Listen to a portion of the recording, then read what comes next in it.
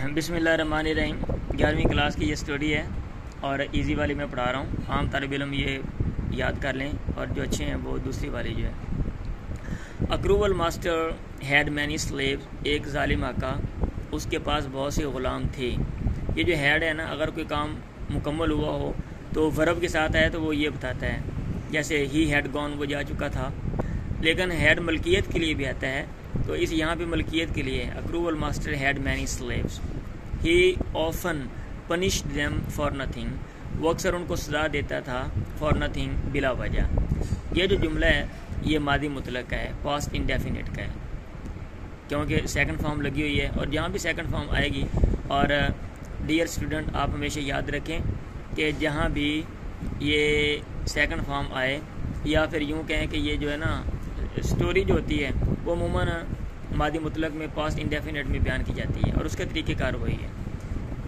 Once, ایک دفعہ، اسلیو، ایک غلام، رین اوے ٹو اے جنگل. رین اوے بھاگ گیا، ٹو اے جنگل، ایک جنگل میں، اینڈ ہڈ ان اے کیو، اور ایک غار میں چھپ گیا. ہائڈ کی سیکنڈ فارم جو ہے وہ ہڈ ہے. He began to live there, اس نے وہاں رہنا شروع کر دیا، یہ بھی ماضی مطلق ہے. ون ڈے، ایک دن، he came across a lion, اتفاقاً اس کا سامنا ہوا ایک شیر سے. ہی گاٹ فرائٹن، وہ ڈر گیا. ہی وانٹڈ ٹو رن اوے، اس نے چاہا کہ وہ بھاگ جائے دور. آپ دیکھ لیں یہ سب ماضی مطلق میں پاسٹ انڈیفینٹ ہے. بٹ دین، لیکن پھر، ہی سا دیٹ، اس نے یہ بات دیکھی، دا لائن واز، شیر تھا، لمپنگ، لنگڑا رہا. He also caught sight of his badly swollen paw. نیز اس نے caught sight of، دیکھا. catch sight of کا معنی ہوتا ہے دیکھنا کسی چیز کو. of his badly، برے طریقے سے، swollen، سوجا ہوا، پا، پنجہ. the lion could hardly walk، شیر بمشکل چل سکتا تھا. he took pity on him، اسے اس پہ ترس آ گیا.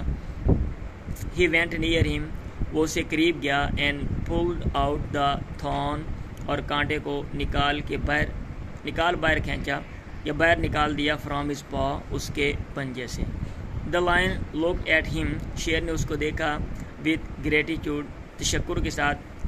اینڈ وینٹ ہز وے، اور اپنے راستے پہ چلا گیا. آفٹر اے لانگ ٹائم، ایک لمبے عرصے کے بعد. دا سلیو واز کاٹ، غلام جو ہے وہ پکڑ لیا گیا.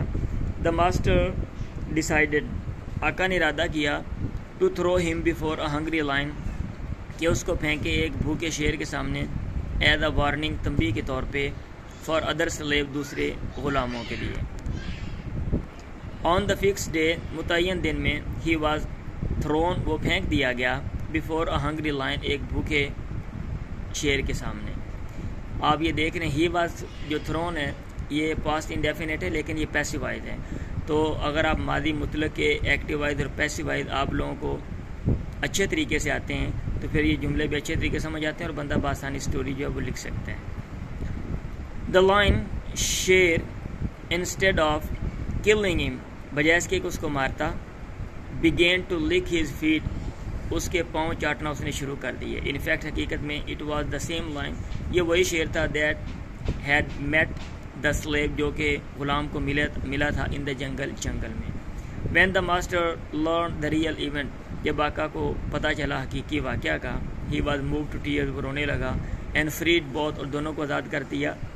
بوتھ دا فرینڈس، دونوں دوستوں کو. تو اس سے جو پاسبل مورلز، جو اخلاقی سبق حاصل ہوئے ہیں وہ یہ کہ do good and have good, آپ اچھائی کریں، آپ سے اچھائی ہوگی. ورچو نیور گوز ویسٹ، نیکی کبھی بھی ضائع نہیں جاتی، یا ان ریوارڈڈ، بلا معاوضہ. ون گڈ ٹرن، ایک دفعہ کی نیکی، ڈیزروز اندر، وہ مستحق ہوتی ہے دوسری کی. تو جو درست مطلب ہے، جو بیسٹ وے ہے وہ یہ ہے کہ آپ خود یہ جو پاسبل مورلز ہیں، اخلاقی سبق ہیں، ان کے اوپر آپ خود سٹوریاں لکھنے کی کوشش کریں.